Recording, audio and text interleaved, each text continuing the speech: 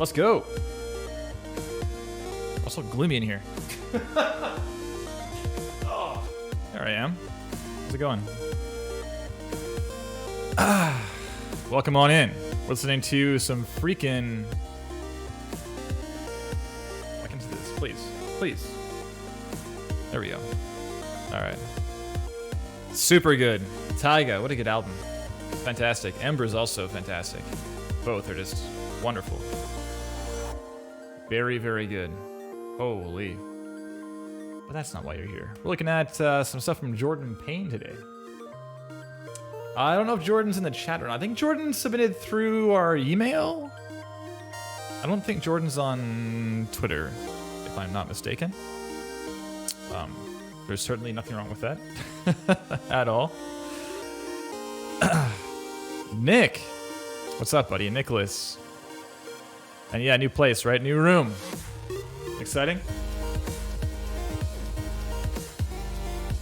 It's like well lit and stuff for the most part. Yeah, I like it. It moved about 5 months ago-ish. It's a bigger space for audio reasons, for sure. And nice to have a room I can go to for work, as opposed to just having, like, it's my apartment. And I'm just, like, in there with work right there in full view at all times, you know? It's nice to have, like, a physical barrier, like a door, to separate you from your work. Yeah, it's interesting. Even, like, just the psychology of it. Like, you walk into the office, into the office, and it's like, okay, time to work. And you leave the office, like, hey, time to relax, or time to, you know, make dinner or whatever. Happy with it. How's everyone doing? Everyone's holding up all right amidst the state of the world. Josh, hey everyone, what's up, buddy? M. Fisher, good to see you again. Conrado, good to see you. What's up? Interlaced Music, that's a new handle. I don't know Interlaced Music. But hey, welcome in. Reverb in the Void, as always, good to see you. Natasha, also as always, thanks for hanging out. Today, we are graced with guest host over there, M. Halberstadt at M. Audible. M has been at A Shell in the Pit for a while. Check this out, by the way. I'm pausing this. Pausing it and turn this back up in the browser. A Shell in the Pit is another audio crew, not so unlike Power Up, just like a third party kind of audio house, audio solution, music, sound, and so forth. They've been good pals of ours here in the industry, in the Vancouver scene, and in the global industry at large as well, to be sure. And it's headed up by Gordon McGladdery, good pal of ours. Was featured on our website for a long time. And their site's pretty sick. They give ours a run for its money for sure. I think they win. Super good. But good crew. Joey. Oh, there he is, yeah. Right? Rachel, Sim, Millie, M. Oh, there she is. That's who we're that's who we're listening to today. Perhaps not those exact noises, but as you can see, yeah, we got Entitled Goose Game, we got Iconfill, Wonder Song, the upcoming highly anticipated Chicory, A Colorful Tale. Fantastic Contraption here, Night in the Woods, Museum of the Realities. And yeah, M Audible on Twitter, as it says over there, if you want to give her a follow. Interlaced Music. I'm a student at VFS right now. Sick. My co-founder at Power Up, my business partner, was also a student at VFS a long time ago. I don't know what SD he was. He would know. I have no idea, actually. Simply Steve, what up? We got to hear the rest, right? That's Gordon, all right? Hi. Whoop. Maurizio. We looked at Maurizio's stuff on Real Talk. Actually, Nick's stuff too. Did we look at you, Nick? I don't recall. Is that true? I feel I may be lying right now. It's entirely possible. No, we did. on November 30th, 2017. I have it right here. There you go. Nailed it. Yeah, we looked at Nick stuff and Mauricio stuff. Yeah, good crew over here. Definitely, very good crew. Worked on a lot of really sick stuff. As of X Reel, we should watch the reel, right? Don't we have to? Isn't that part of the show?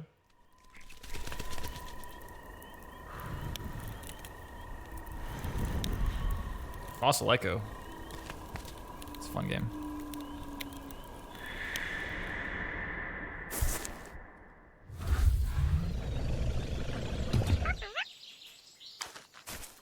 Splitter Critters.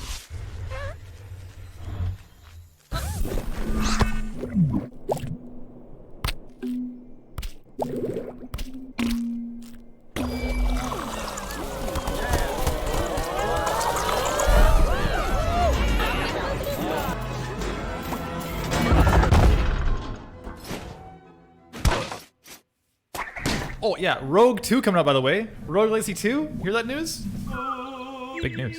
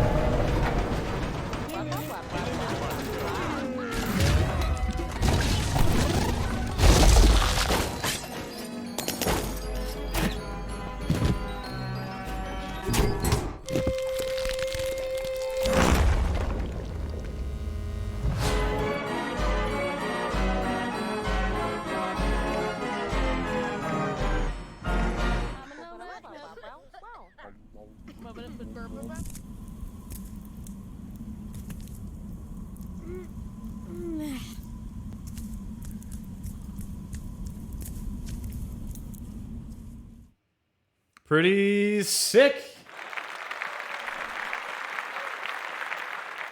Now that's a longer reel than I typically watch, but you know why I watched it? Because it's full of awesome stuff. It's full of really awesome stuff. It's kind of it's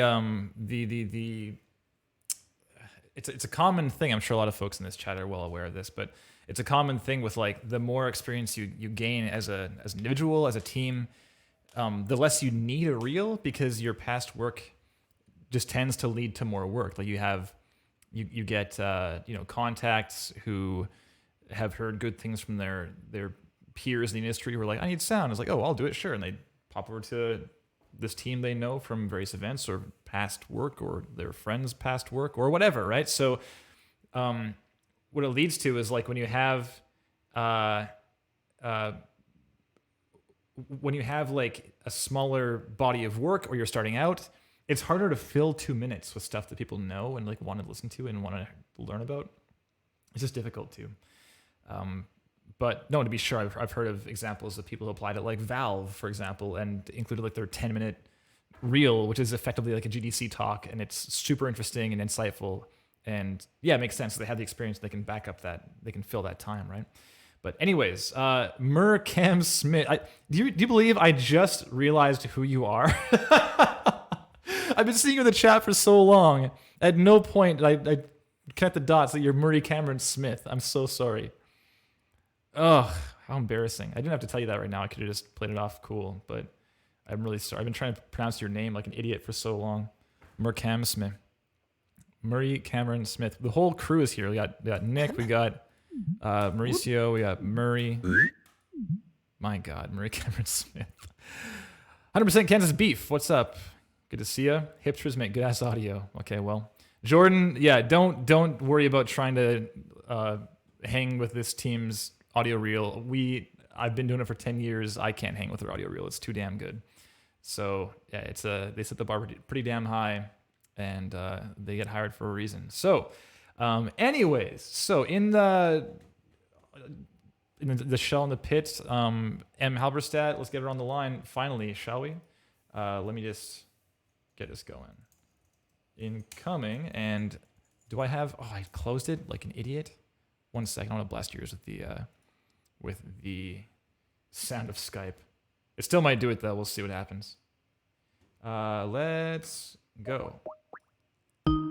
Okay, it's fine. Prompt. Oh, are you there? Hello. Hey, what's up? Congrats on the awesome website. Oh, thank you. And yeah, we do kind of need to update that reel though. It is a little long. No, it's actually pretty sick. It's like, it's a little bit, I don't know, like almost like a horror demo reel, like this. It's very, like kind of Twin Peaks, like yanking your attention around and stuff.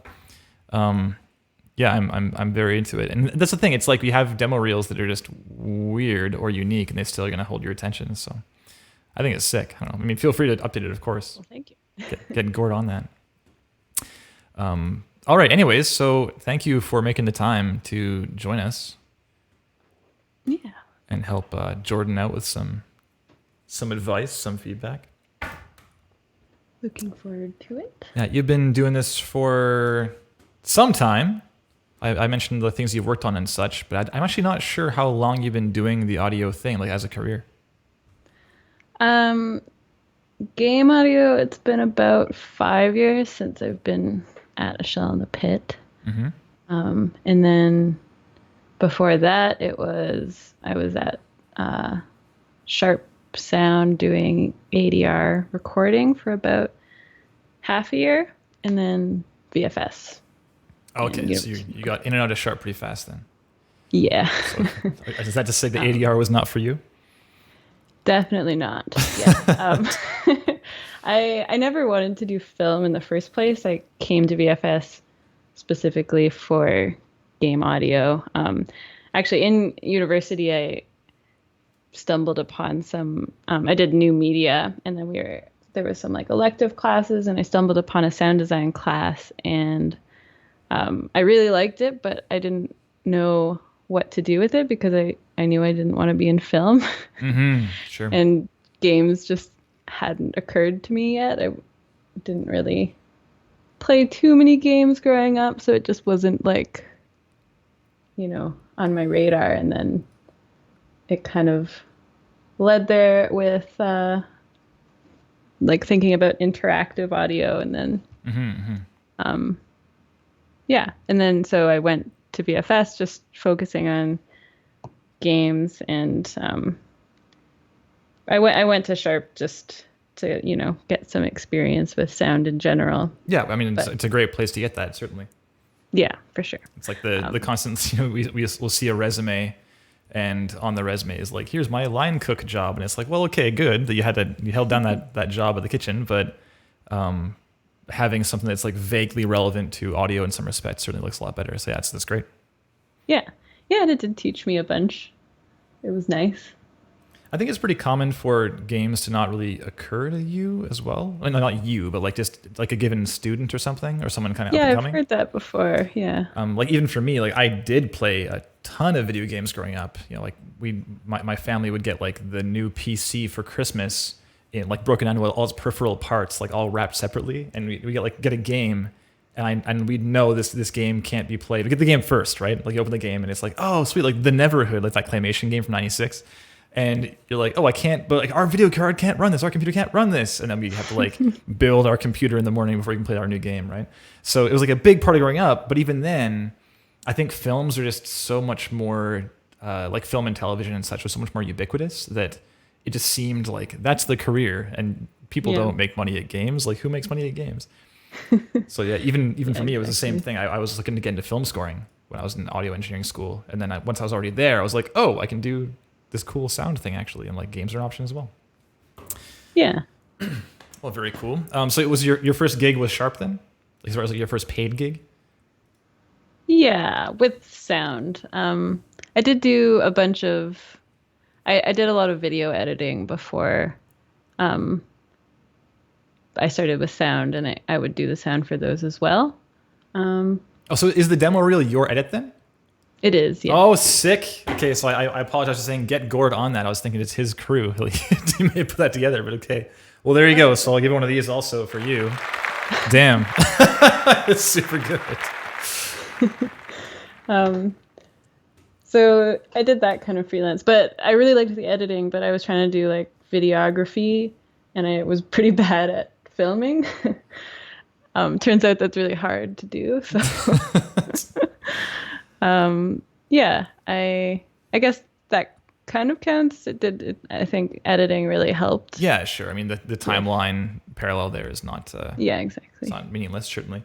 And just given that this is, the whole kind of theme and purpose of this stream is to talk to people who are up and coming and who want to get a little more traction in their field or in their kind of part of the game industry or whatever, just getting more gigs, or getting a gig, I suppose, in a lot of cases. We found it kind of helpful or interesting, at least, to talk about like how people got their first gigs. So do you mind like talking about your kind of foot in the door at Sharp and how that may have come about? Sure. Well, actually, maybe I'll say briefly about Sharp, but then I think A Shell in the Pit is a little more interesting because Sharp kind of actually just happened. I really tried hard at VFS and I got a recommendation from one of the teachers there, and then I kind of got kind of lucky with the timing, I guess, and. Sure.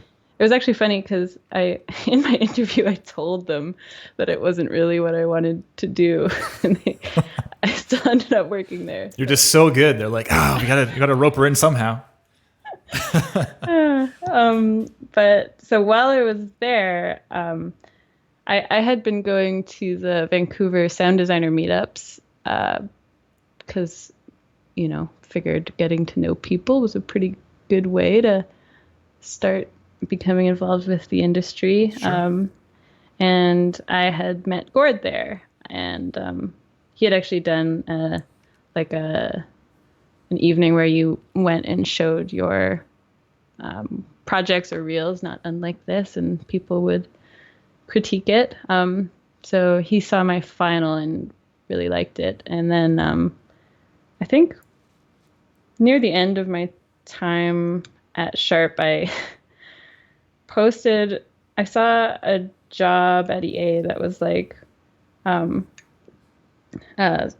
for audio, and I went for an interview there, and I was trying to debate if because I really wanted to be in games, if I should stick it out in sound for film, which is a little more, closer to what I wanted with actually doing the design work, and then doing QA, but in games.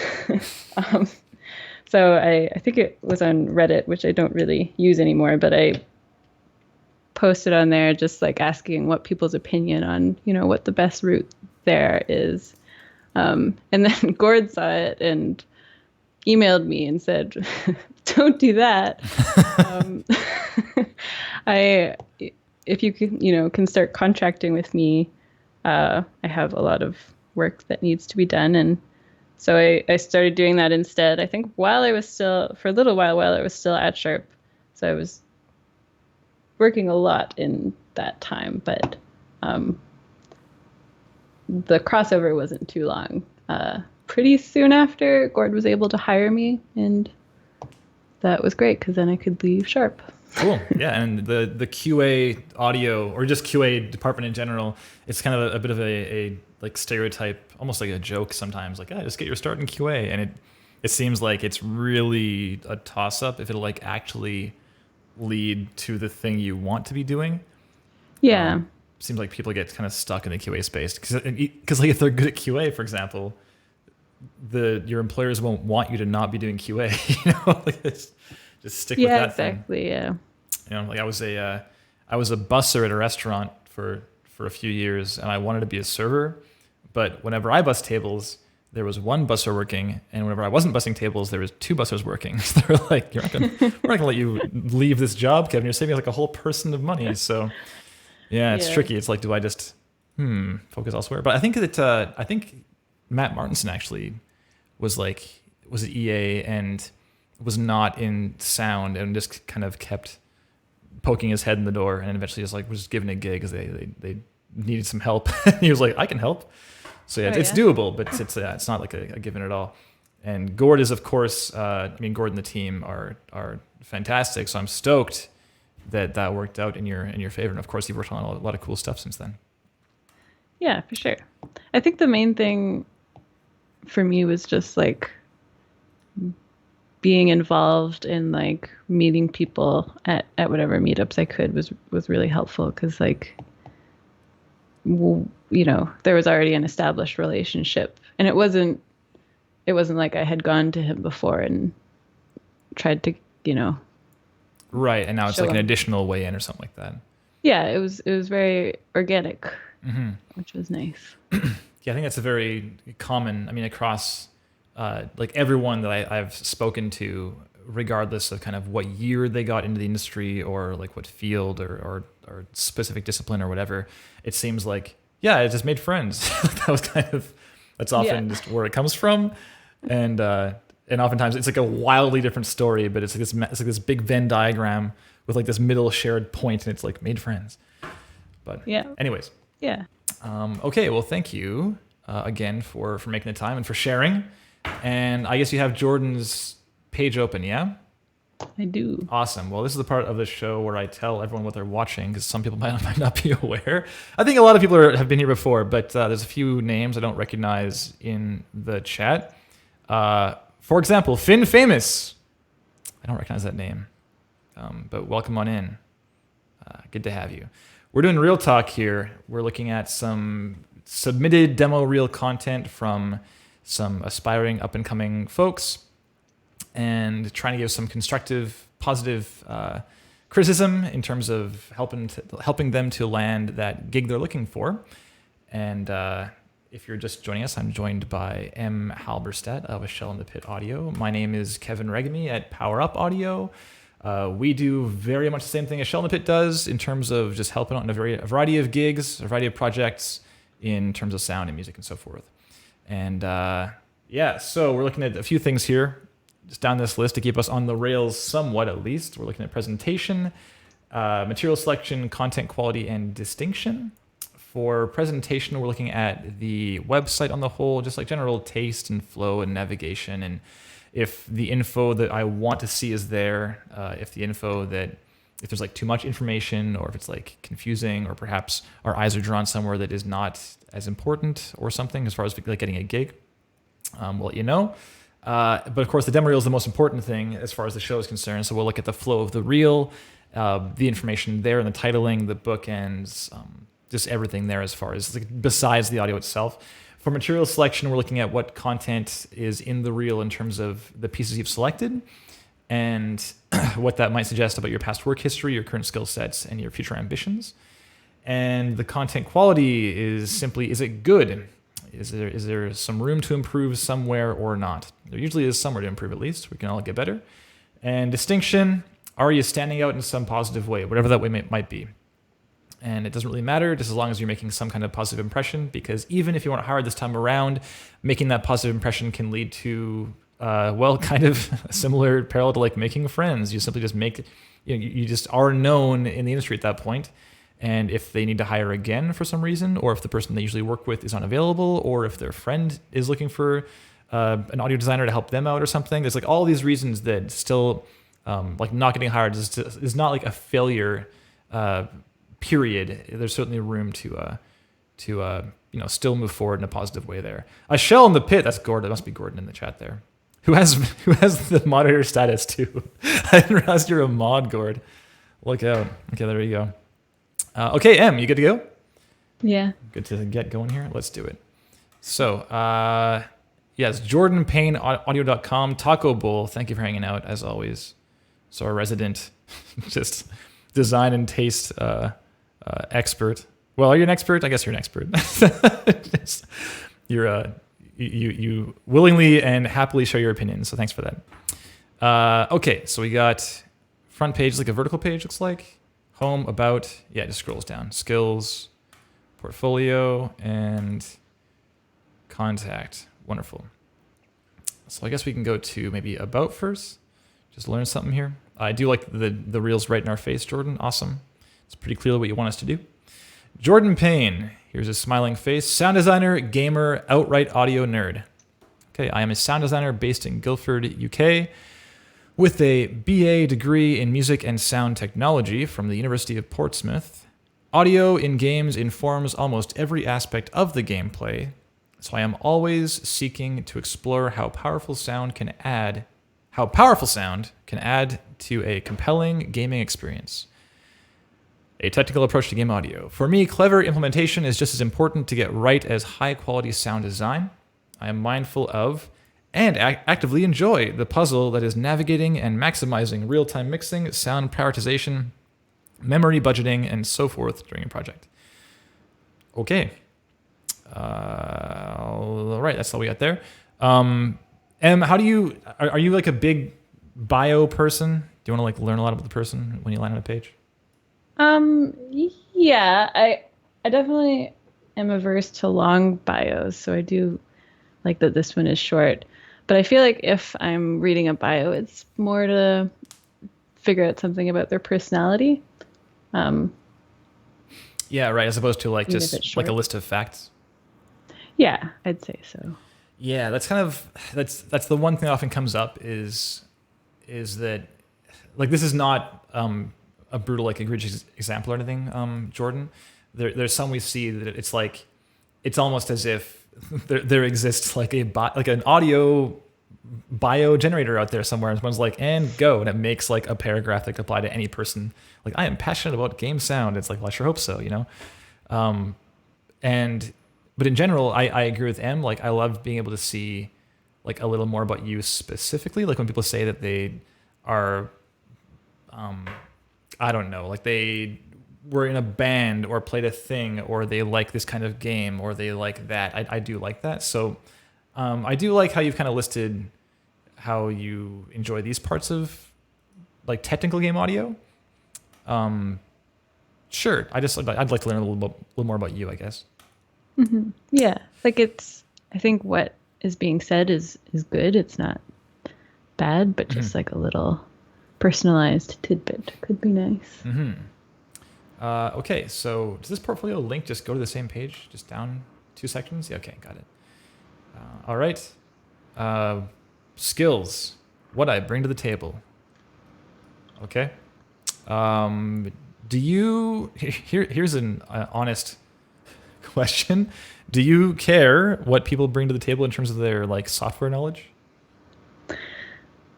I do get excited when I see people use Reaper.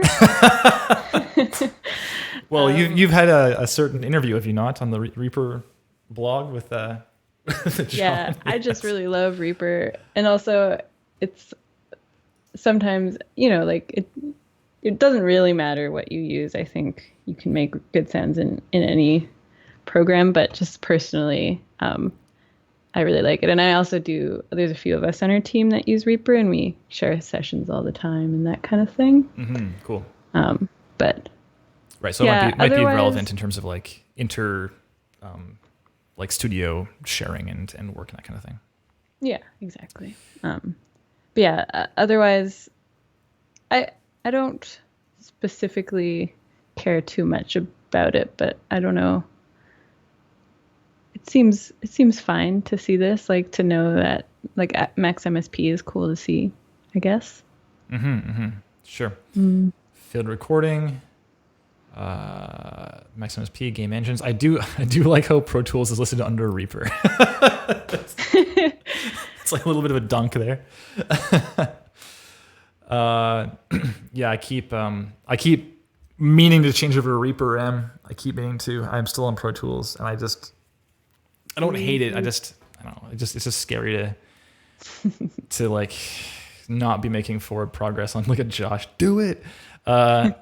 Yeah, it's just I have deadlines and stuff, so it's like, can I meaningfully? It takes a while. Can I reasonably do this and like spin up to a point where I'm still being effective and so forth? I guess I don't need to like switch over all in one day, but I feel like it's like learning a language. You know, like just throw yourself into the country and deal with it.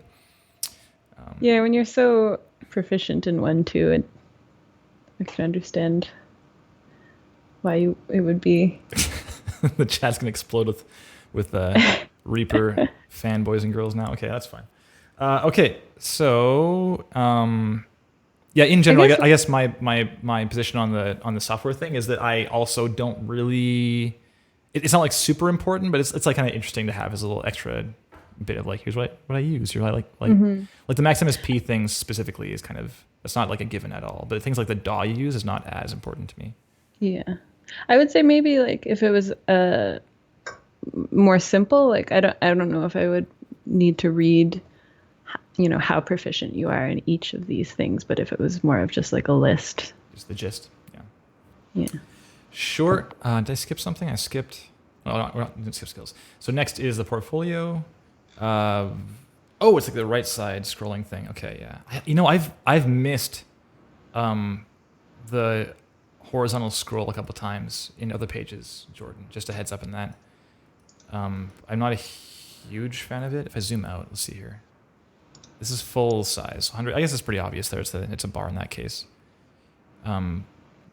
We've seen some pretty egregious examples where it's like a single video with like a tiny, barely visible arrow, and there's like 9 more things there just hidden from view. But this is probably okay. Okay, we got Destiny 2 weapon showcase redesign, GTFO trailer redesign, Lighthouse Keeper, Lawbreakers. Well, that's a new one. I haven't seen that before. Kingdom Dance, Dissertation, and Senna. Okay. And below that, we got the Lighthouse Keeper. Oh, is this like more information about things? Oh, no, it's not. This is a thing we can download. Download and play the Lighthouse Keeper. Cool. I do like that a lot.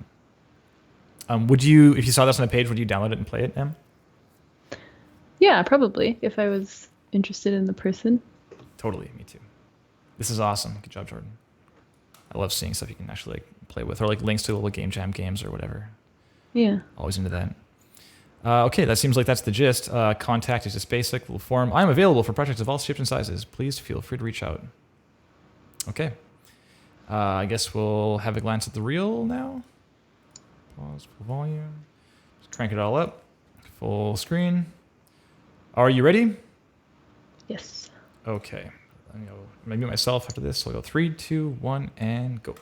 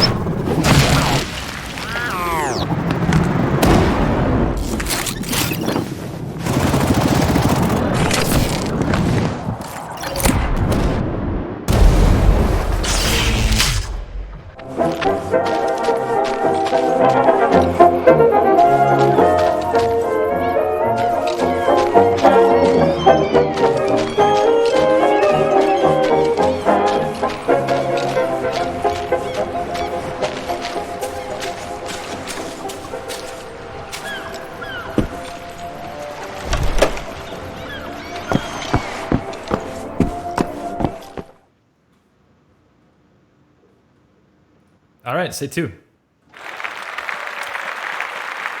Thank you, Jordan. All right, M. Cool. M says cool. So I guess before the UI is gone. What the heck? Play? Can we go to Vimeo actually and do it there instead? It's a little easier. So before we get into any minutia, do you have just like any first impressions, like a couple sentences tops kind of thing? Yeah. I guess from my perspective personally, I am not as interested in guns and whatnot. So if you're like, if that's what you want to do, that's cool. But if you're looking to like be or reach out to many different aspects of games, it might be something to consider of like having it first. Might make some people a little less interested. Yeah, it's not that like you will be putting off people by default, but rather it just might not like appeal to a larger crowd. And like you were saying on your contact page, you're available for like all kinds of projects. So having guns first, it does send a bit of a message as far as like this is what the kind of stuff I want to be doing. So. Yeah. So that was kind of the first impression right away. But then there's a lot of stuff like in the end and in the middle that watching it through was nice sounding. Yeah, there was a lot more variety certainly than just the gun stuff. And sometimes we will see a reel where it's like guns all the way through, and it's like, well, it is very clear what they want to be doing. At least there's that, and that's also very positive because like it's good to kind of communicate that kind of aspect of your aspirations through your like just what kind of stuff you've redesigned or what kind of stuff you've chosen to illustrate in your reel. Okay, great. So I guess just how about presentation off these criteria first. So how do you feel about the length of this thing? It was, how long was it? Or I guess another way of that phrasing was a little long, wasn't it? Yeah, I guess how I'd phrase it is like, did you at any point feel like, kind of twinges of, okay, get on with it? Yes. Yeah. I know that you often say a minute is good, and I do have to agree, despite our long reel. But your long reel has content to justify its length. That's the difference. Yeah, but yeah, I do think there's a bunch of stuff that could be cut short, and even with the guns at the beginning, if that was shorter, I might have not minded as much. Mm-hmm. Maybe. I think each of the sections could probably be trimmed. Yeah, I feel like you could easily make this as a minute long without like losing much in terms of what you've shown in the reel. Of like this clip of the gun, you could make it half as long. Like we got the point you fired twice, 3 times. It's like it's fine. The same thing here. So it's not even a matter of like taking the full clip and chopping off half of it. It's like trimming down so you're just sort of showing the meat of your work. Again, just considering this as like a teaser trailer so that if we do like this stuff, we can then go elsewhere on your page to your portfolio section. And here we have for example, Lawbreakers redesign. And in this one, how long is this, by the way? Let's find out. This is 38 seconds long. So is this the whole clip? I can't recall the entire length of the one in the reel. I think this is the full 38 seconds. Like it starts with the jump, right? Let's double check that. Here it is, right here. So we have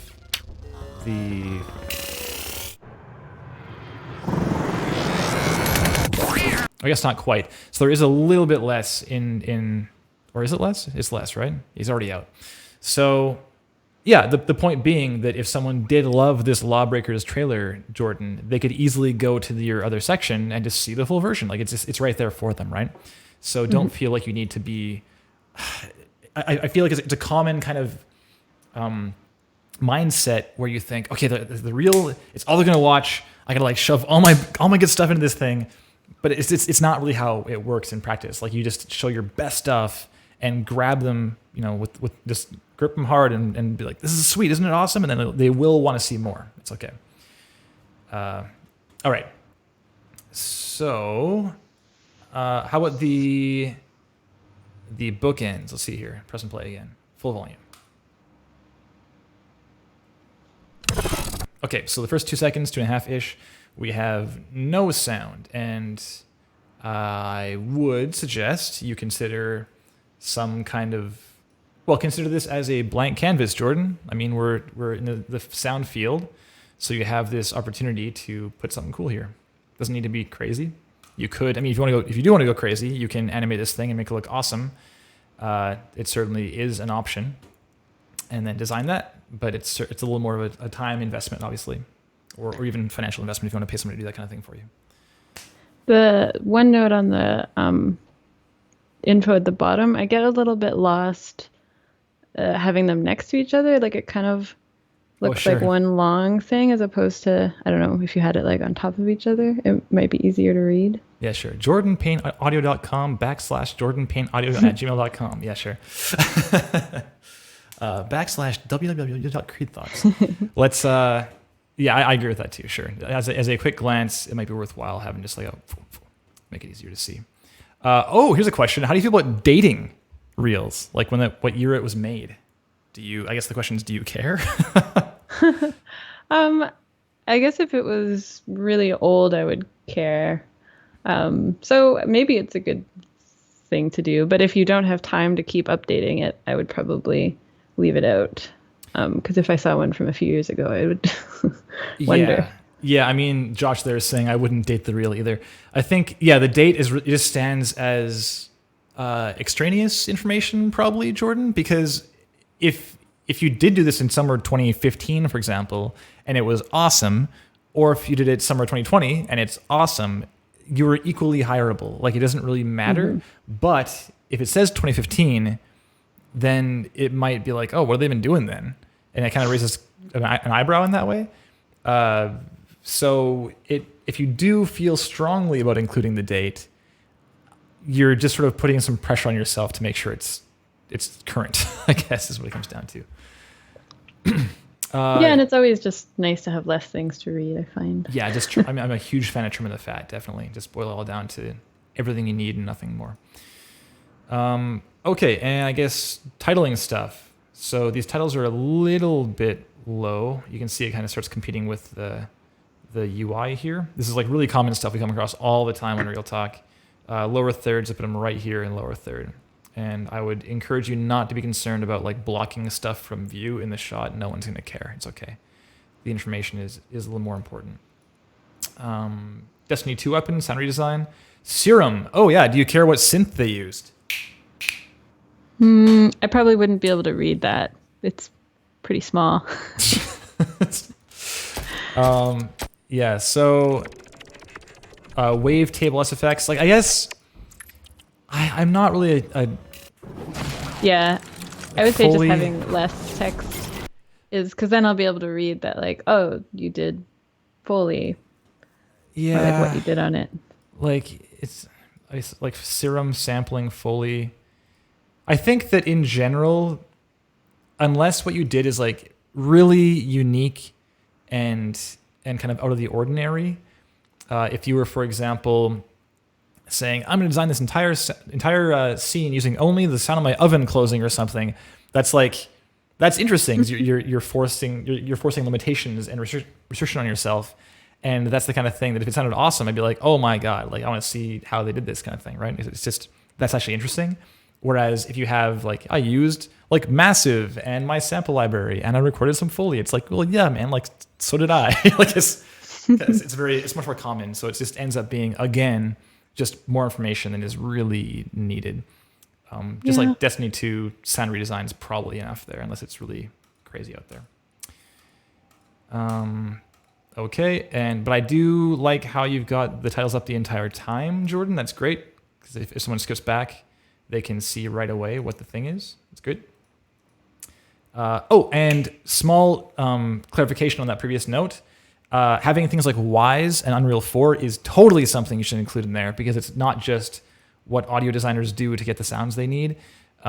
It's actually skill sets beyond simply just like sound design stuff. It's implementation. It's like tools, and those are the kind of things that people might be looking for in terms of hiring somebody. That's awesome. Okay, any more notes on just the flow of this thing and so forth? Not that I can think. I mean, yeah, just kind of what we were talking about before. Having the, I think having the lighthouse one at the end kind of makes it feel like it doesn't fit because it's so different. I don't know. It feels like it's just kind of tacked on at the end. Sure. Yeah, it's we'll get to that in the material selection too. I have some more notes on that concept. I guess one note I'd say too, I didn't realize here at all, but this says like, is this in the game? Main ingredient. Is that a thing? I don't play Destiny 2. I have no idea what this UI up top is. Is that something you made? Does not compute. Like I don't know what that means.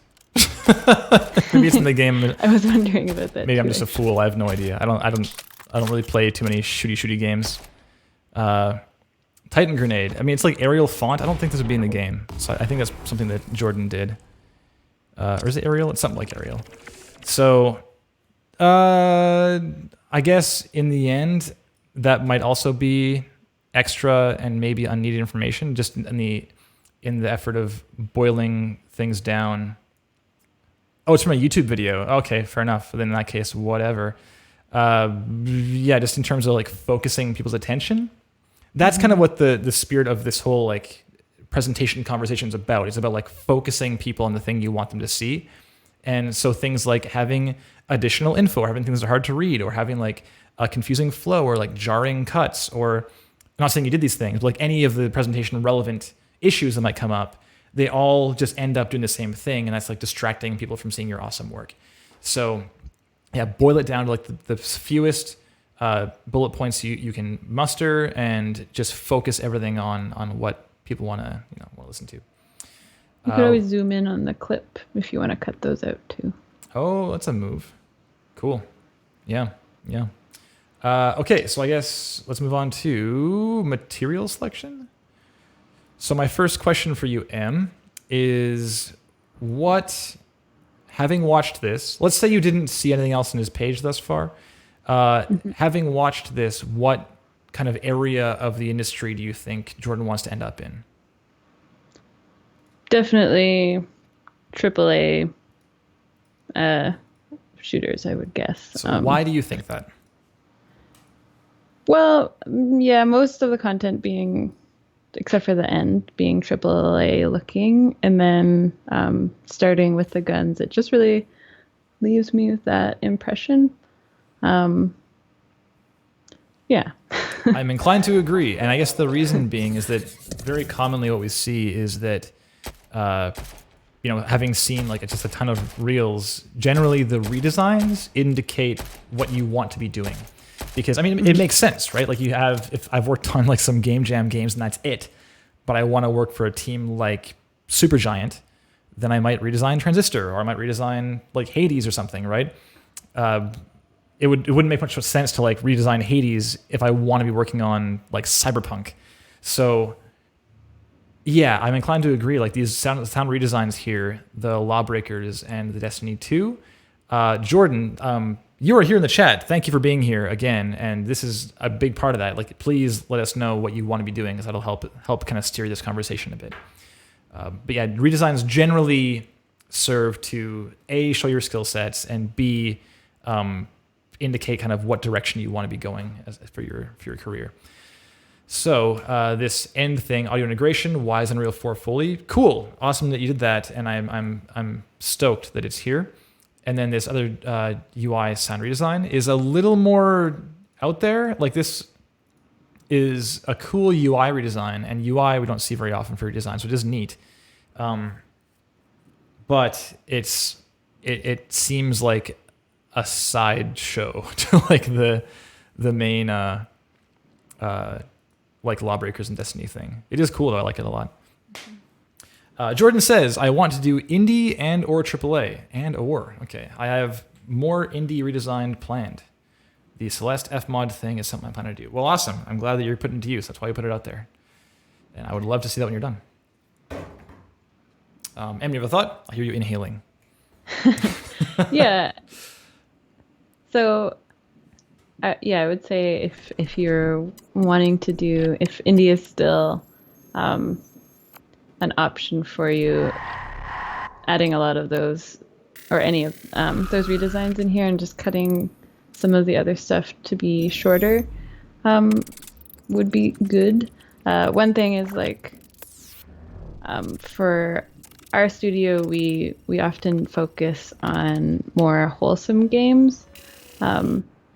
So, you know, we still do work on some games with fighting and whatnot, but we are always looking for reels that have like a little bit more of a soft touch. So if you're wanting to work on those kind of wholesome games as well, that might be something to think about. Yeah, just having a variety of things to kind of prove that you have a variety of interests can help. And the thing is, you didn't, to my knowledge, I'm going to go to your page again actually and see this. In your bio, let's have a glance at this one more time just to make sure I'm not lying. I'm always seeking to explore how powerful sound can add to a compelling gaming experience. That applies to all games. And implementation interest applies to all games too. So you didn't really say in your bio like what you want to be doing. And then in contact, it does say that you want projects of all shapes and sizes. But given that you're doing freelance stuff, it's less common for AAA to hire contract work, but it's not unusual. I mean, it certainly happens plenty. I know I've got plenty of friends who've done like support work on like Last of Us Part 2 or on like Smite or whatever, right? So it does happen. It's just less common. So it's kind of a question of where you want to focus and then do your redesigns to indicate that focus. Yeah, but it's certainly possible to survive as a generalist. If I did some showreel content with more wholesome stuff, would it hurt my chances by having too much of a divide in content? Well, that's kind of, it's a little bit up to you to decide because yeah, you're faced, like, I don't know that I have the answer to that. I'm not sure if M does either, but my position is like, if I see somebody with a really focused reel, like I was saying, if it's like a shooty reel the whole way through, it's going to be really obvious that person wants to work on a game like Destiny 2, right? Whereas if they have like Destiny 2 and then like, you know, Supergiant and then like Lawbreakers and then we have Celeste, that absolutely shows like less focus, and that kind of thing might be totally fine for a given AAA hiring, you know, crew, recruiter, or audio director or whatever, audio department team. But if just consider if you are up against that other reel that's like, you know, hardcore shooty everything, they're going to lean towards that one probably. If you're like equal in skill, they might lean towards theirs because they just seem like they're a better fit because they're really focused. And it's like, okay, well, this person obviously wants to be doing the kind of work we're doing, whereas Jordan's not quite as clear. That's kind of the same on the other end too. Like if we're looking for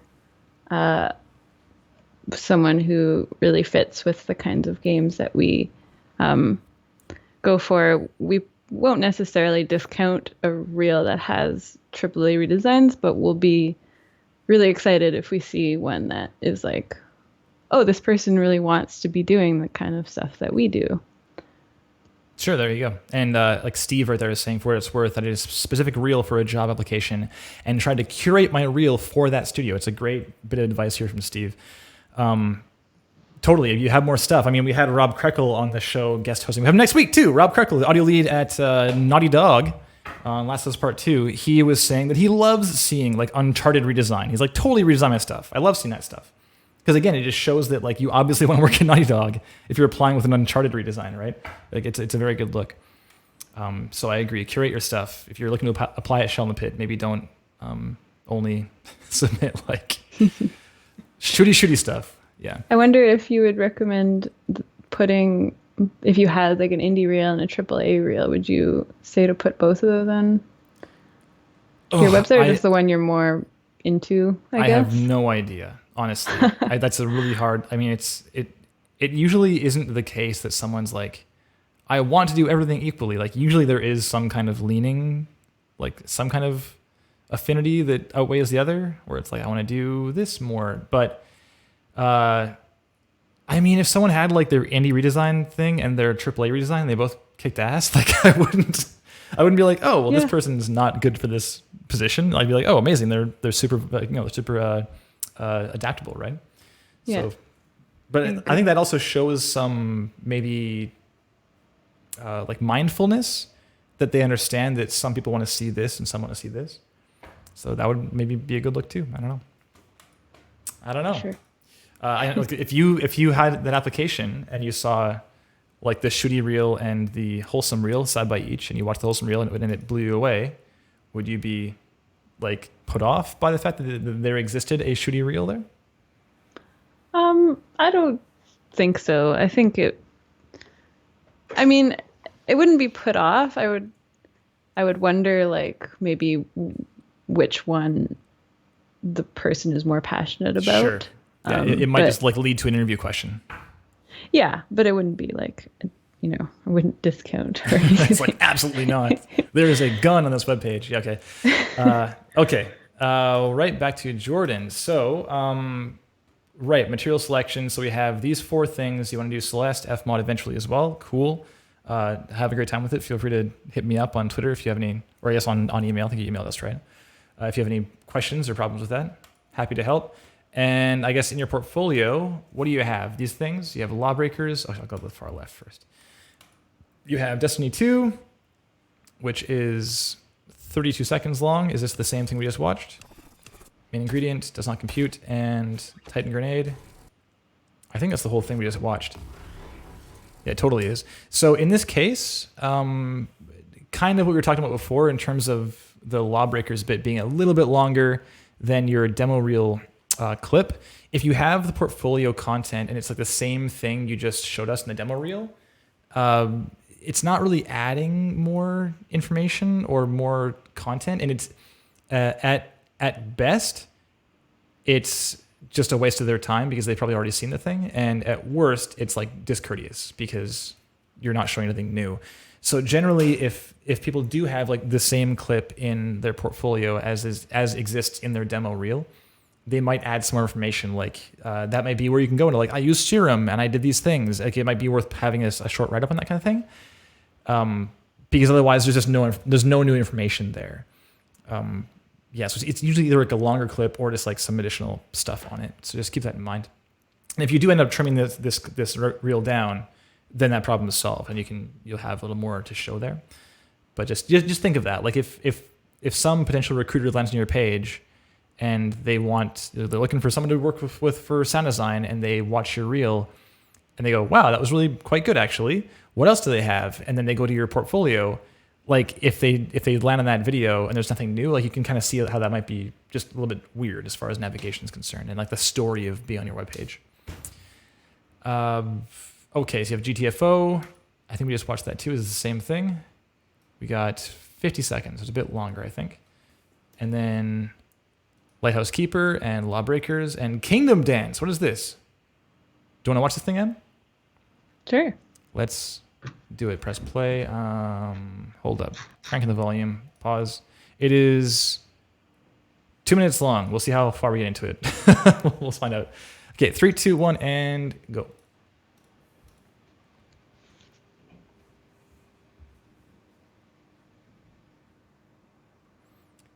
Okay, for my dissertation, I chose to create something to combine the technological audio, games, Unity from scratch, stop music, stories,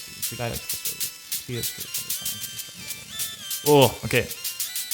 I would recommend you talk through this, Jordan, rather than making us read. So you can show us more interesting things to look at than text, and I can learn about you and how you talk about things you love.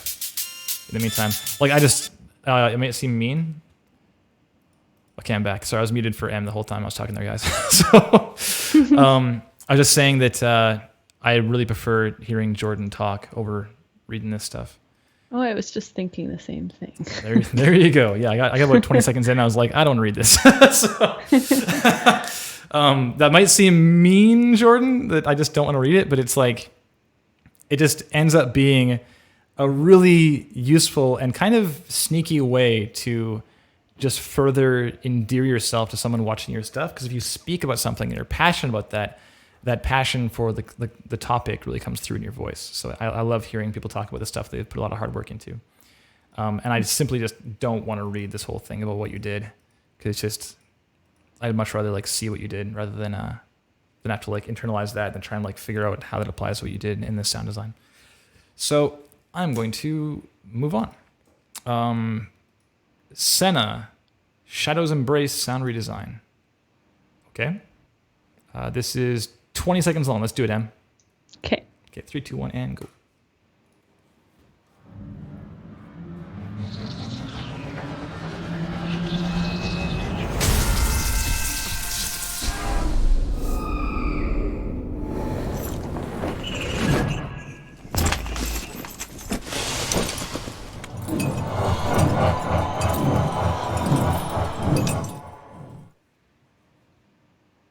Hey, all right.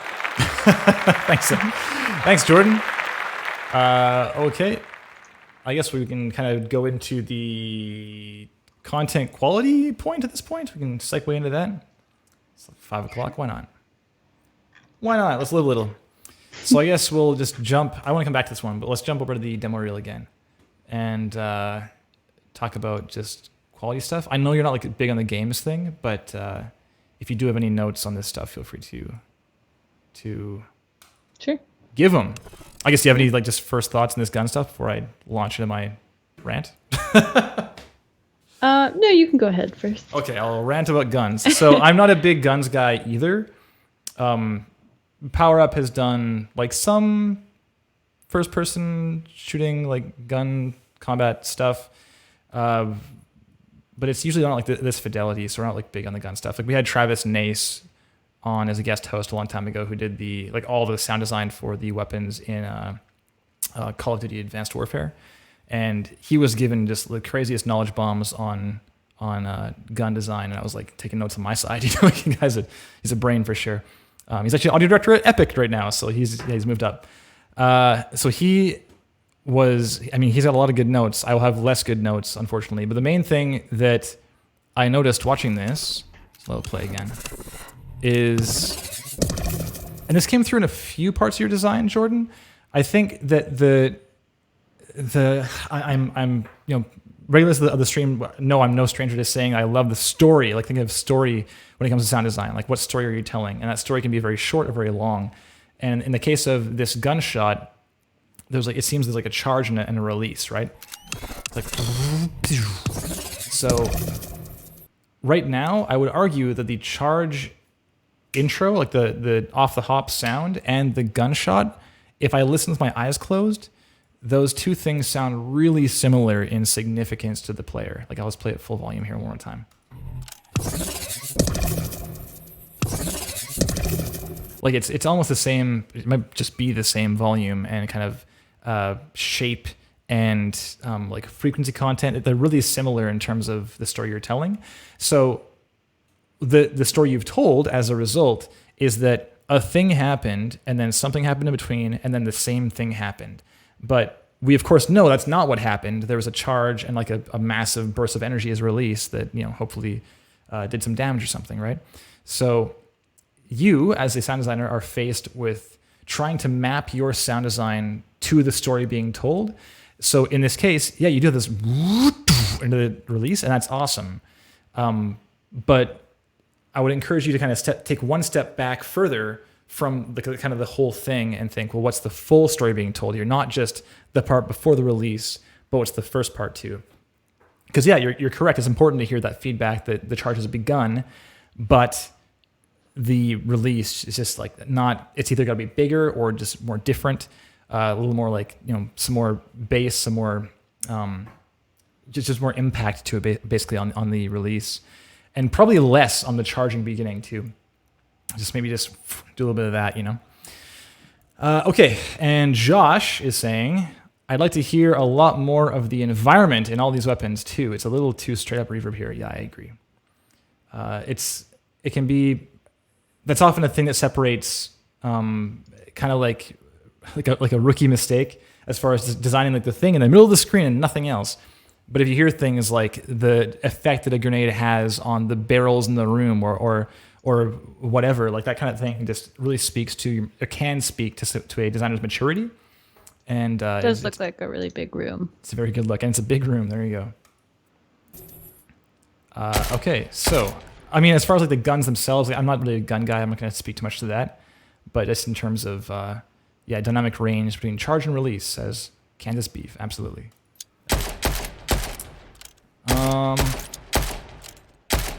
Moving on. Yes, more gunshots. Moving on. Moving on. The Titan grenade. Yeah, one other thing I want to mention here is that in terms of, this is kind of playing off what Josh is saying, and that's regarding the space, the sense of ambience, but also that can be sold through your, like how you're placing things in the panorama, like in the stereo field. Because on these grenade explosions, we have this kind of charge and throw up. Here we go. It's like charge and throw out. It's kind of all around us. Like it's like a stereo explosion as opposed to just being like a focused in front of us. And we can have it like kind of stereo-ish, like a smaller stereo field within the wide stereo field, or I guess in the sense of a game like this, like the surround field. But when you just have it like just stereo by default, kind of all around you, then you just lose that space and that directionality. And the thing is, for a game like this, where you're whipping your gun around, looking at where checking your corners and seeing where things may be coming from, it's really important to consider where the sounds are coming from. So being able to hear that something died over there, or the grenade blew up over there, is not just, doesn't just sound more correct. It's actually like, in terms of interactive audio, it's really informative to the player. It's super important. So yeah, I'd encourage you to consider that as well. Here we go, Conrado. Josh and Conrado, the gunshots can sound a little bit different when you are using a gun sight. There you go. A lot of FPSs do that. Josh with the little hat, awesome. I'm going to move on from there, but there's just a few little bits of my thoughts, at least. Do you want to take the helm on this GTFO redesign, Em? Sure. I'll just listen again.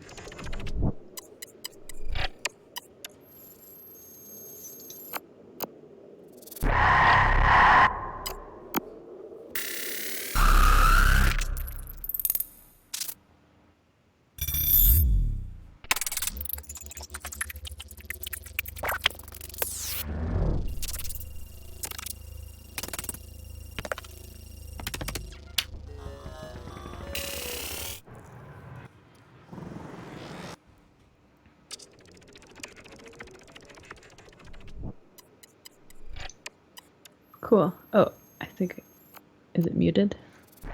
I was. But I can hear you just fine.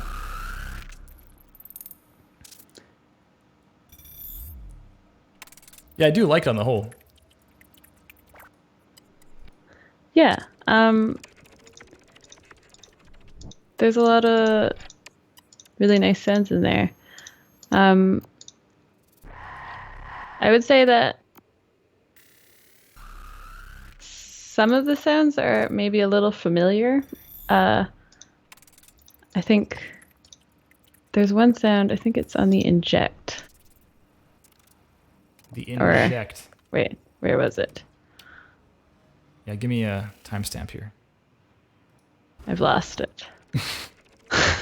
Oh, around 51? 52? 52. Okay. I really like that sound. I think that, and the reason I like it is because it has a little more like personality, and it's I feel like it's different than what I would expect for this kind of these kind of visuals. I do think I like it and it's really good, but whatever ways you can think to make it different are good to get into. Yeah, it's finding your own voice, right? Yeah, exactly. Yeah, I think that, I guess one thing that kind of came to mind as I was watching it the first time is that I did like the sounds and the palette you've chosen for the most part, but a few things stuck out to me as like not maybe belonging and it kind of being outside that. And there's one that was like kind of like the classic bit crushy feel later on. It's like after this whole right here. Right here. It's like now. Yeah, like the retrieved data sample thing. I was like, why is that one suddenly lo-fi? Like everything else is pretty hi-fi and sounds great. So I'm thinking of it again, Kevin, from the story of what's happening. It's like if the sound is coming from this interface, if we were to believe this, then why is that one, like that single sound, suddenly different than the rest of the sound interface? It's just sort of a small kind of nuanced detail thing that stuck out to me. As well as a few things like I like that you're exploring the different kinds of sounds you can get from like wavetable SFX and sampling and Reaper.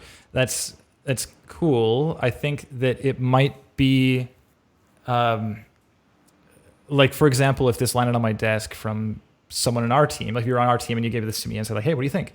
Then the feedback I might give is that maybe it's worth like focusing the creative direction a little, like the audio direction a little more. So for example, when like this thing's coming down at 54-ish, I guess, here, like these things pop in and like the 5 of them, they're kind of in the same family, kind of, but they have like different like frequency focuses and even different like panning, like one's like really centered, one's like pretty wide. So in general, this thing going down, these, I guess, like levels of a building or something that are appearing, they all kind of represent the same thing happening. It's like a floor of a building appearing, but they sound like pretty different each time.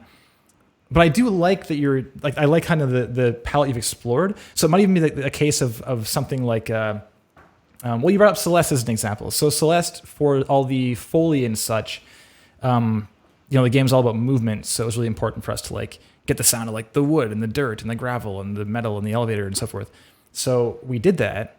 But in order to kind of help all these super different sounds try to live as one, we layered in a consistent element in all of them. And that element was basically is this sound. Like one index, the pad of your index finger on the palm of your hand. And then for landing, we went like a little harder. And that was just a layer across all footsteps in the game. So regardless of where you are, that's kind of the sound of like Madeline's foot, kind of, and then like her shoes, I suppose.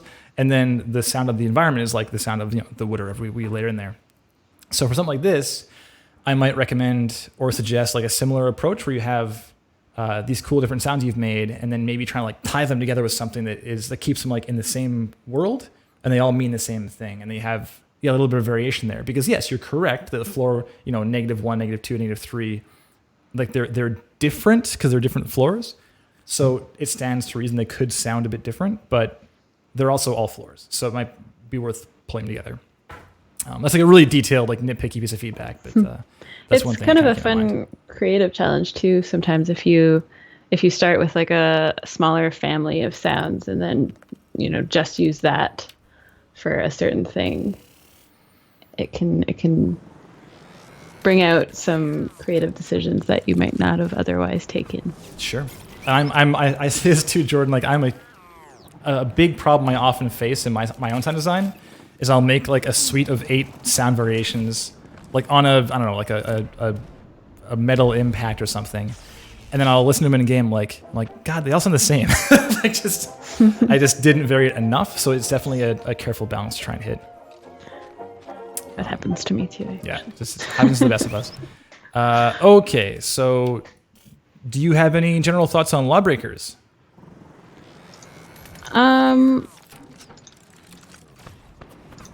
Let's see. Yeah, I'm gonna mute myself again. Listen full volume, okay? Okay. Okay, going back and full volume. Or is it? It's not full volume. Here we go. Full volume.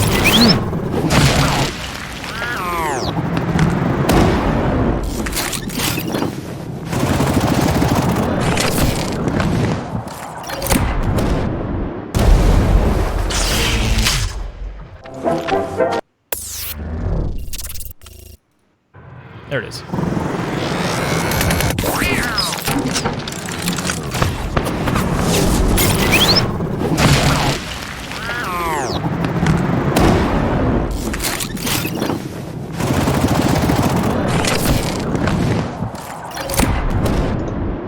One thing Mm-hmm. is I would expect all the stone breaking to sound heavier. Right now it Yeah. sounds a little light. And then maybe in general, yeah, similar stuff with the range of the dynamic range, and it seems kind of full on the whole time rather than bringing out these like specific bigger moments. Yeah, it's tricky, Jordan, because you're correct in your perhaps assessment that if you were standing there watching this happen, it would probably be like a din. There's a lot going on, you know. But our jobs as sound designers, they ask of us to decide what's the important thing in the mix. Like what's the story being told. So for example, one thing that stuck out to me is right here. So there's like this package in the trailer, right, where they're like passing it around and so forth, and this character flies up in the air, one's falling down, and it changes hands, right? Here it is, full volume. There it is. So on that grab, like that grab is almost imperceptible in terms of the audio on that thing. But that grab is like the most important thing that's happening in that shot. Because that's the story being told, right? It's like what's happened to this package. So and play it so that still wasn't full volume. I'm going to go full volume one more time on that little clip right here.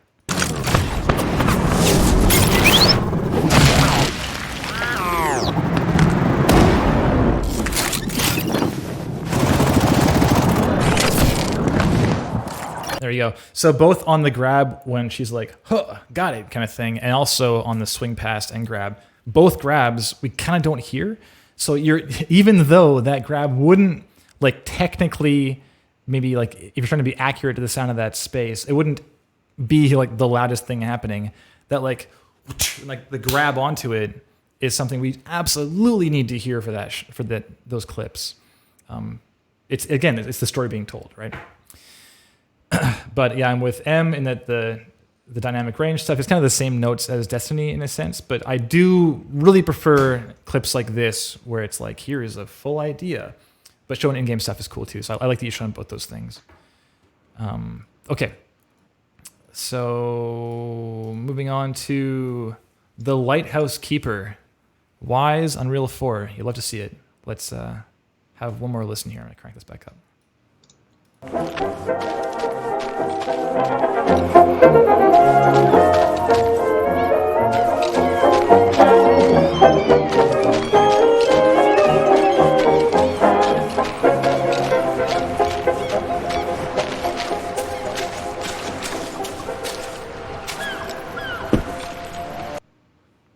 What?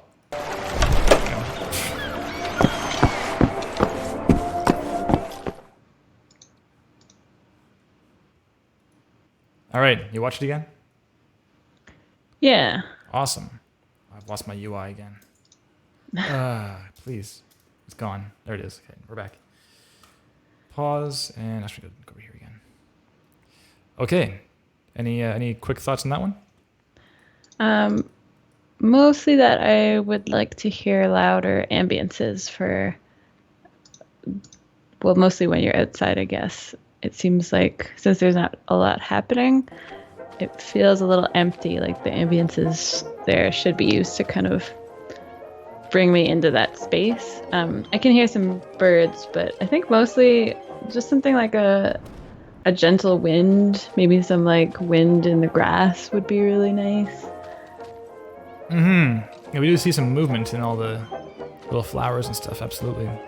Yeah. You hear some birds, I guess, but yeah, I think it would probably be louder in this space. Also, it seems like the birds are kind of over more where the radio is, and then they stop. Perhaps. So maybe he says, Jordan, this is why you being here is so helpful. He says, please listen to the version of my portfolio for a bigger picture. Okay, sure. But realize that we didn't watch this. We may not have watched this. if we're here without your help. So if you have things that you wanted to show we're not seeing, then perhaps it's worth putting in the main reel. But the bigger picture we have, let's see here. This is 3 minutes long. We got time. Let's watch the whole thing, yeah? Sure. Let's do it.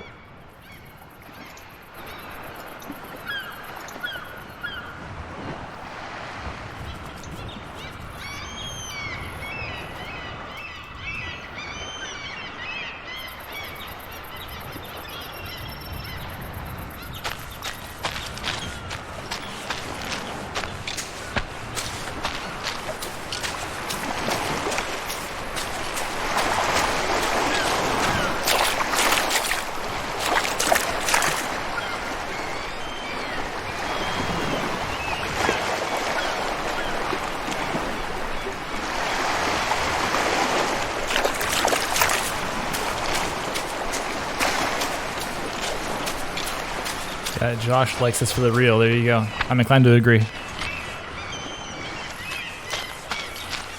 There's no music here too, yeah? Oh, little stone step there. Yeah, this is way stronger than that clip in the reel, dude.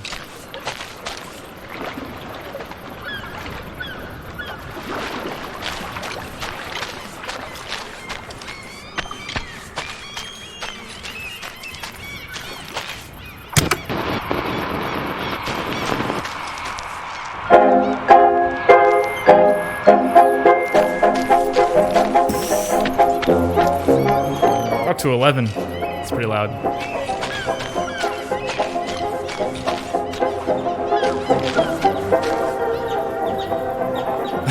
Yes, Murray. I was thinking the same thing.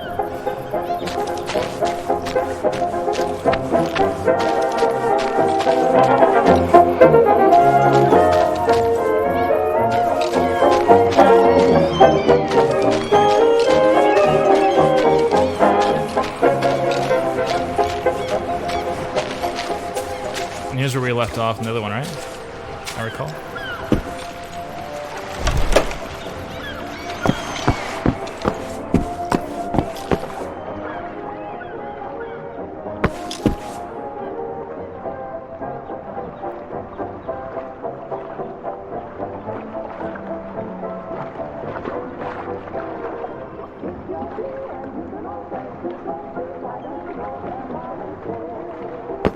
Putting on the roots.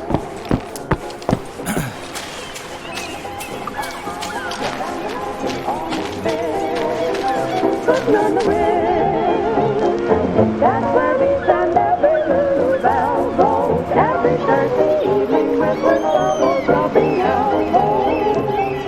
Come with me and hear the tender jubilee and hear the tender laugh. Yeah, this is like prime territory to talk during this thing, Jordan. I'd love to hear you talking about like, what to listen to. You know?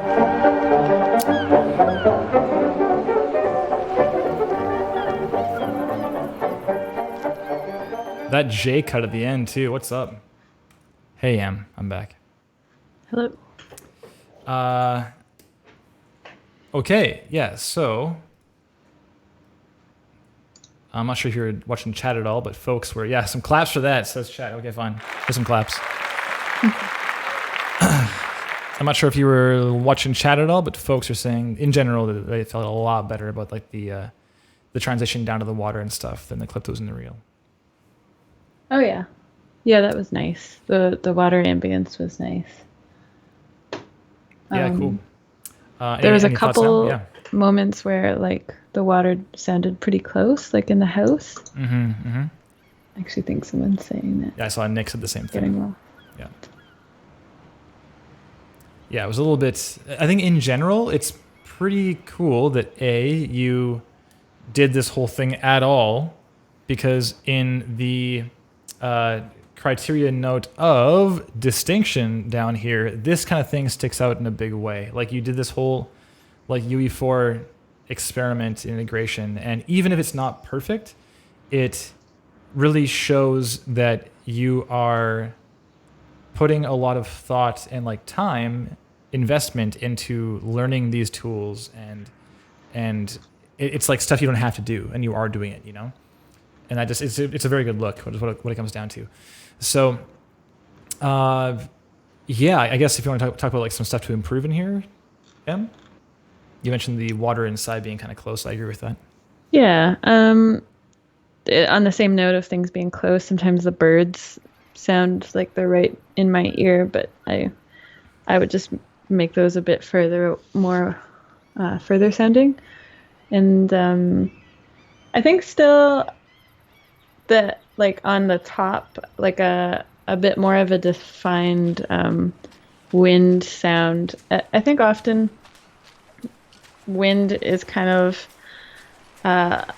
more like constant, but to give it some nice movement would help. So have, some kind of like whistly thing that just sits there and comes and goes.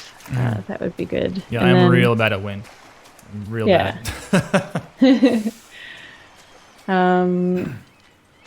Also the grass footsteps.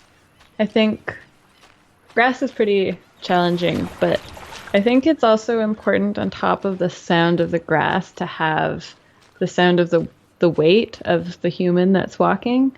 So I usually just make sure to include like kind of a more thump sound on top of the rustle. I think the person sounds a little light sometimes here. Yeah, I agree with that. I think that in general, if I were to point you in a direction of maybe something to focus on next, Jordan, in addition to the things we've already spoken about, but perhaps more specifically in terms of your mixing and sound design, is to consider how frequency content is affected by things like position and weight and significance to the story and so forth. Because in general, I think that like the weight of the human is like you can sell that through like some more bass, some more lower frequency stuff being in the footsteps, like some thump as opposed to just like. So the same thing goes for this. I mean, Mark Cameron Smith in the chat was saying that this radio has some serious wattage, and yes, I agree. The radio is pretty crazy, and it's kind of. I can see it from Josh's angle, saying that you're making the radio such that it's easy to show occlusion, and sure, but I think there's maybe a balance to be struck there, because when you turn the radio on, not just the sound of the music, but also like the dial. I'll find it here. I'll turn it up here, Em.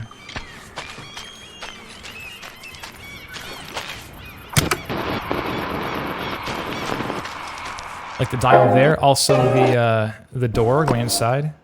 Mm-hmm. Where is it here? Here we go.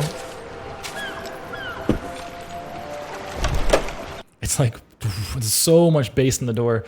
So in terms of this kind of scene, where it's kind of just like realistic, you're just making it sound like it should, right? That's kind of the point of this implementation exercise. Having things be accurate in their frequency content is also maybe something to consider. So if you open your door at home, it's unlikely you'll hear like sub-bass content like on both sides of your ears. It's kind of going to be right in front of you, and you're going to hear it a little more accurately, like how far you're away from the thing. It's like the whole proximity effect thing, right? The closer your voice is something, the more bass there is. If I'm speaking back here, it's mostly high range or like high end, and right up here it's really bassy, right?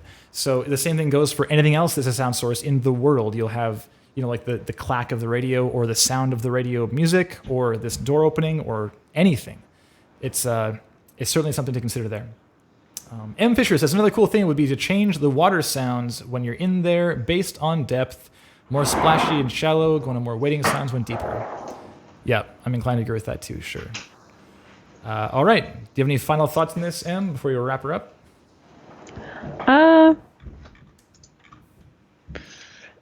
I think it's all pretty great. Yeah, honestly, it's very cool. Like Josh was saying in the chat that he hasn't seen this demo level before, which implies to him and to me as well that he made it. And I think that is true because it's like downloadable and stuff. So, yeah, very cool. This looks really good, dude. Yeah, like, there's those things that we talked about, but I still think overall from seeing this clip, I like it. I think it's good. Yes. Okay. Awesome. So I guess on the whole, considering everything we've been talking about, everything you saw as far as his bio and his reel and all the content here, all the materials that he chose to put in the portfolio, do you think that Jordan Payne is standing out in a crowd in a positive way?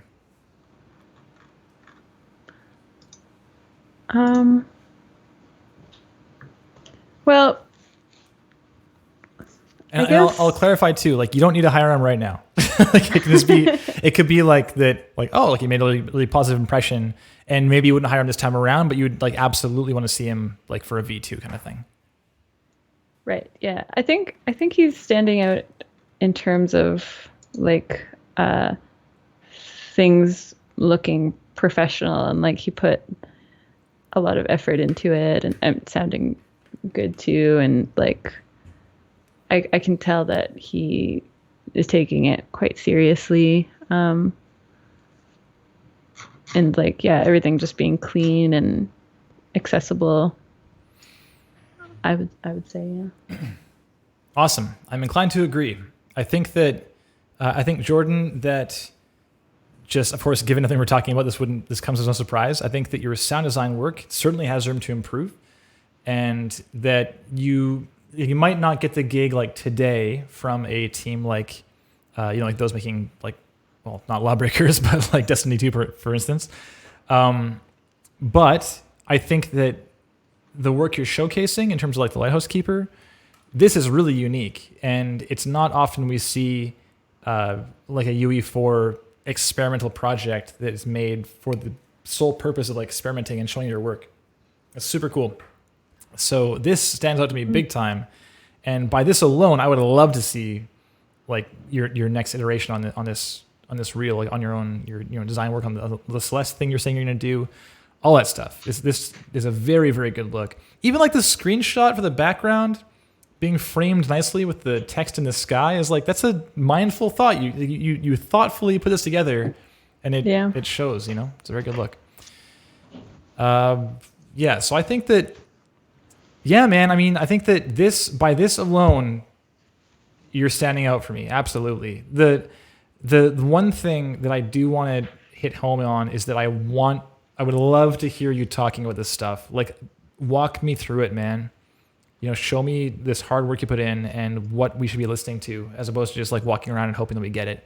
Because we might get it, but it's not guaranteed. And again, hearing you talk about it, it's going to come across in a very positive light. Okay. I will say one thing. This might be more of a personal opinion, but in terms of like the website and the layout, I think it's really good and professional and clean. But if you want to think about standing out, like if it wants to stand out more, I think there's some things that could be a little more fun. Sure. Yeah. Even just like your name at the top being something, less of just a font or something. That could also be in the bio or in areas like that. Just seeing more like personality would be cool, I think. Yeah, Jordan, you're up against folks like Damien Shepard, who I haven't mentioned on stream for a while, but Damien is a good friend of, well, me and the channel. And his site, just like you land here, you're like, well, Damien's obviously serious, like there's no question about that. So whereas, and it's not like I want to compare you and Damien right now, Jordan, but I mean, if you're both looking for gigs, that's kind of what's happening. Like whether you like it or not, you're being compared against folks who are, like M says, like having more fun with like their name as a brand. And like this page, just like you don't even need to hear this stuff, and you kind of already assume that Damien knows what he's doing, and that's kind of what you're going for. It's kind of the idea of selling yourself. Okay. Well, I'll give last one of these for Jordan. Thanks, pal. I know it's not easy getting up on stage like that, so to speak, and show your stuff off. So thanks so much for submitting your stuff, and hope that was helpful. And as always, I don't know about you, Em, but for me at least, feel free to follow up if you have any more questions, like on Twitter at RegMK or at Power Up Audio, and I'd be happy to clarify any of that stuff. Yeah, I can answer questions too. Well, there you go. Over there, M Audible. Okay, awesome. Well, thank you again so much, Em, for making the time. Yeah, thanks for having me. And I hope you had a good time. Yeah. And I guess if you have anything else you want to push, like anything to shout out, I know Chicory's in the works and Iconfell is almost out, right? Chicory's in the works. Iconfell is something you might be able to play sometime soon, and it's really exciting because I've been working on that for about 3 years now. Wow. That's like over half your career. Yeah. So really excited about that. Another thing that's happening right now, if you have VR, is Payne's XR is showing in the Museum of Other Realities, which is like a virtual reality museum. So it's free for like a week if you want to go and check out some cool like VR film artworks. They're like really cool right now. Kane's XR, like Kane and Abel? Like or Cannes. Or I don't know if it's Canes or Cannes. You know, like the film festival. Oh, Cannes. I see. Yeah. Like, and is it Cannes? Is it Canes? I don't even know. I don't know. Cannes XR. Here it is. I'm not sure. So Museum of Other Realities. Cannes. Oh my god, I lost it again. Here it is. Cannes XR Virtual. Is this the one? Is it? Here we go. Cannes XR Virtual. Tribeca Virtual Arcade. There you go. Rad. There you go. I'll put this in the chat. Boom. There it is from Power Up Audio. Perfect. Okay. Thank you. I'll give you one of these too, Em. Thank you so much for helping us out. And as always, thanks everyone in the chat for hanging out too. I know that everyone really appreciates the wide variety of helpful feedback that we get here. It's a really great community. So thanks so much. And Em, if there's something else, I'll let you go. Yeah, get back to everything. Thanks, everybody. Back to your day, back to your night. Okay, thanks. I'll talk to you again soon. Bye. Bye. Okay, back to some Taiga. Holy. That was fun. Let's hear Pray is better. Pray. Please? Please? Oh my god. It's done. It's like, no way, man. You're over time. Wrap it up. Okay, of course, if anyone is interested, feel free to submit your own stuff for review down here at Power Up Audio or at ReggameK, that's me, or on our website. I know Jordan, I don't think has Twitter, so there you go. Illustrates it is possible to get in touch without Twitter. Who knew? As well, next week, we have the great pleasure of bringing on guest host Rob Krekel from Naughty Dog. And he was audio lead on the, I guess, highly acclaimed Last of Us Part 2. I have not played it, shamefully so. I have no PlayStation. The PlayStations in our team are elsewhere. So I have not played it yet, but I've heard very good things. I got a good friend who keeps texting me saying it's like melting his brain and stuff. So I'm sold on it. It's not the problem. I do want to play it, but anyways. We'll have Rob on next week. I'm looking forward to that. Also, we may talk a bit about the accessibility stuff in Last of Us Part 2. Certainly from the audio side of things. I want to hear about that, so we can talk about that too a little bit. So I will see you next Thursday, and I'll see you then. Thanks a lot.